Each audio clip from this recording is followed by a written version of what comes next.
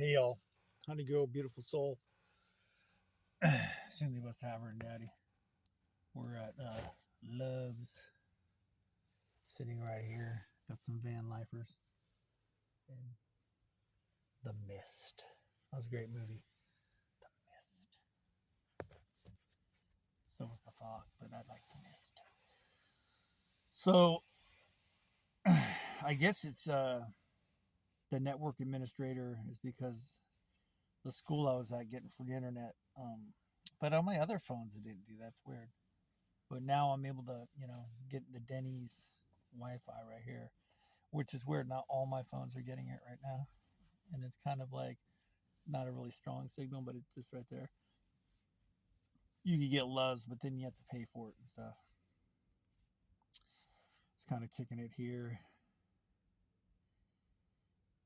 just I don't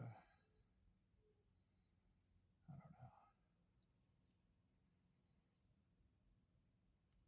The mind of the bipolar, you know.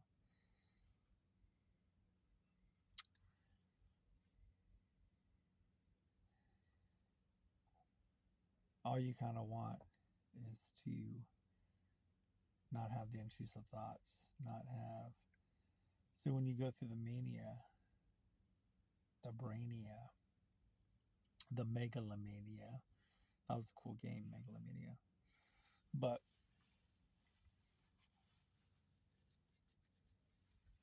it's like I say, the best drug that isn't a drug, you know, and you're just constantly trying to chase that high of the mania, the good part of it, which is self-destructive, but it's all your serotonin and dopamine that makes you happy, and you just dump it. That's what it was for me, and you have just so much energy, you know.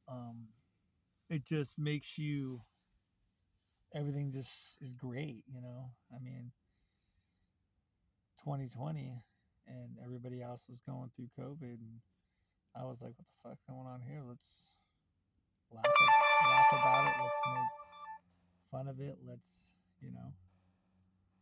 move to Idaho after, go on a lot of other places. And that's where my brain took me on a vacation, I guess you could say. I guess because I created my own prison for years, working, being in relationships. And I just, mental break, released the Kraken, I guess. And now it's just Honey Girl and myself rebuilding.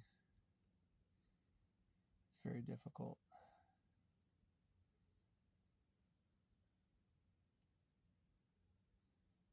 It's hard to, you get the highs and lows, and it's not like you go, and then, it's like you're like this, but it's not like a big high. It's like, oh, okay, I'll just kind of, and then you're like, then you're like, oh, okay, just, and I got to keep it in check because, I have my honey girl and I don't have no one to fall back on. So, and then the more seasoned you get, the more older you get. It's scary because,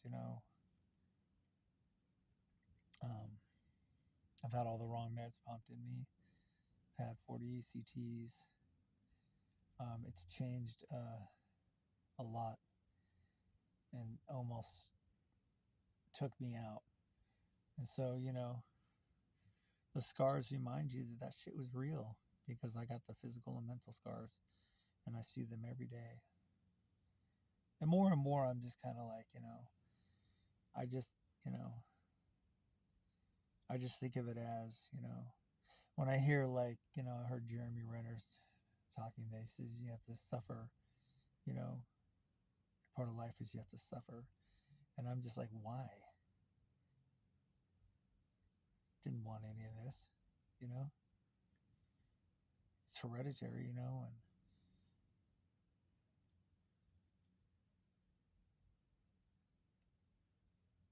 It's like the calmness before the storm, you know? When I, when I tell people I'm bipolar, I don't mention it too much anymore. They go, when are you going to be crazy? When are you going to get crazy? And I'm like, you have no idea what you're fucking talking about. It's like brain on fire. You have no fucking idea. It's insulting, but I don't mention it anymore. It makes it hard to rent a place. It's hard enough, it's like, and to rent anything, it's just,